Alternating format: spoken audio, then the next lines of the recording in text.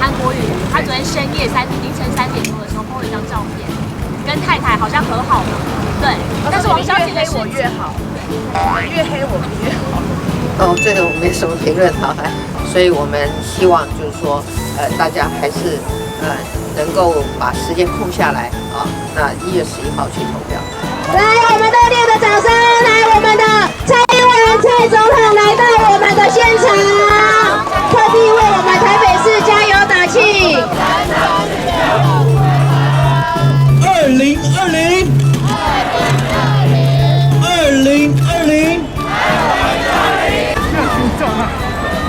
对啊，通过月底。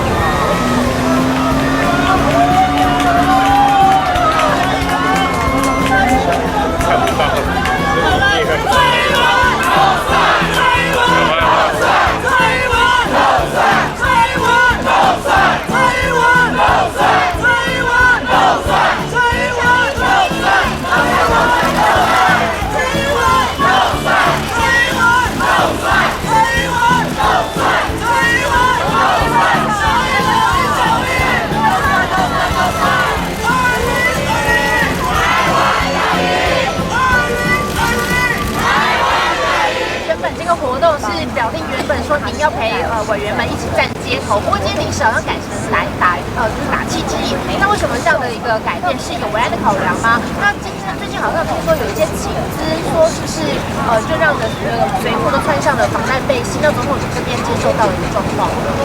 其实我们这个靳总在规划这些活动的时候，其实他们都有很多的方案了哈。那他们会随时评估。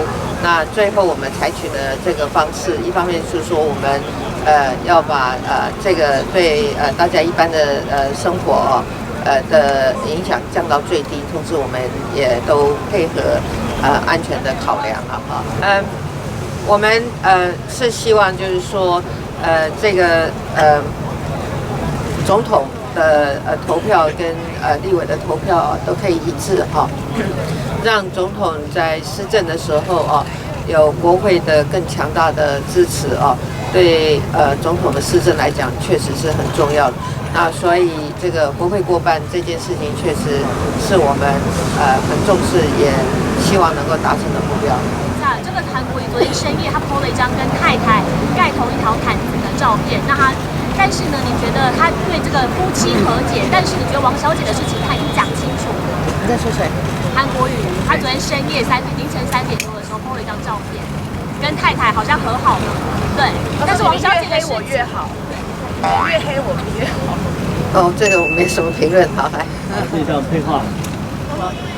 在民主国家每4年的大选都是我们最重要的体现我们民主的精神的时刻所以我们都很希望我们的选民能够珍惜这个民主国家的一个非常重要的一个权利的行使所以我们希望就是说大家还是能够把时间空下来那1月11号去投票。好，非常感谢大家，我们今天早上。